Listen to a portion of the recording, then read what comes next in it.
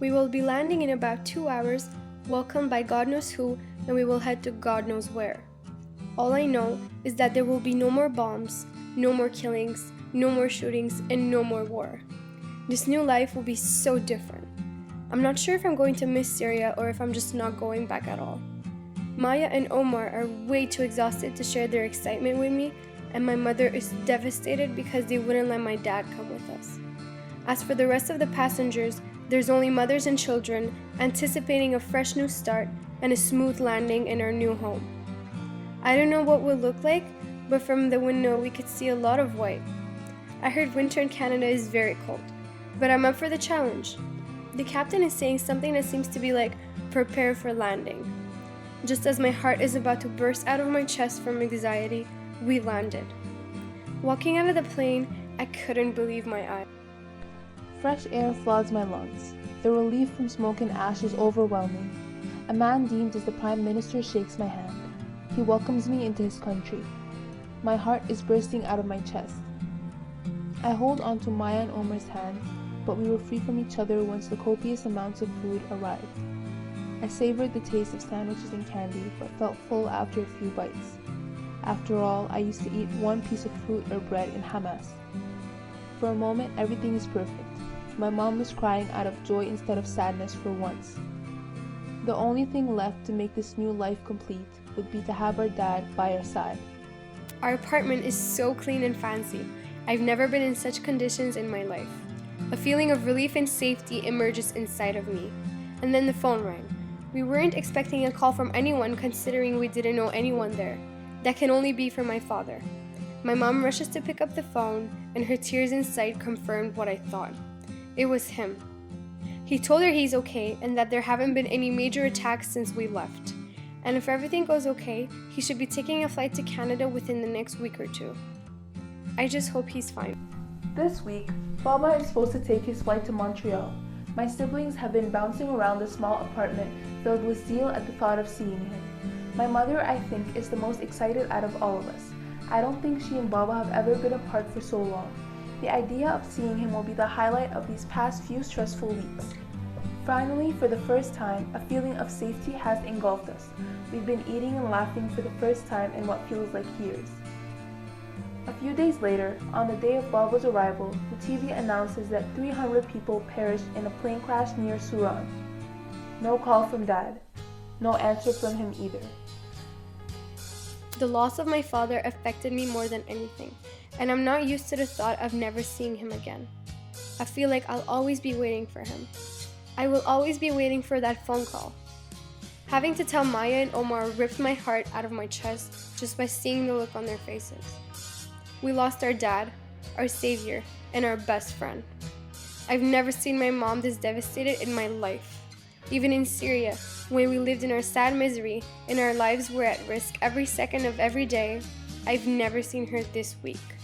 She's been crying for days now, she hasn't said a word, and she doesn't want anything to do with Montreal or this new life we have. All she wants is to go back home in Syria and attend the funeral of the 150 people in which she could probably see my dad one last time.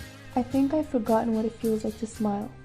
The simple action has become a foreign concept to my family, at least what is left of it. Mama is silent. She hasn't spoken to any of us in days. She stays in bed and refuses to talk to anyone besides my siblings in bed. One day, the doorbell rang. My sister rushed to get it, slowed down by Mama. No one has visited us since we got this apartment. She opened the door and began to weep, because standing before us was Baba, with a big smile on his face.